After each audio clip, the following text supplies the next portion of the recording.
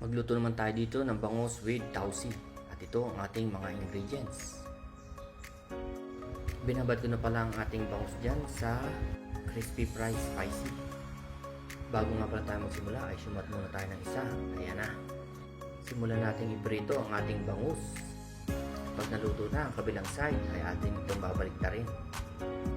Kaya ako nga pala binababad yan sa crispy fry para malutong ang ating coating. Pagkatapos niyan ay hanguin na at magisa na tayo ng luya, bawang at sibuyas. Lutuin mo lang yan. Pagkatapos ng medyo maluto na yan ay lagay natin ang kamatis. Halu-haluin mo lang yan, tapos lagyan natin ng paminta. Pagkatapos niyan ilagay natin ang ating black beans.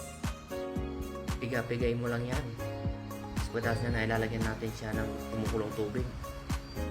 Lutuin natin yan hanggang 1 minuto at lagyan natin ng magic sarap.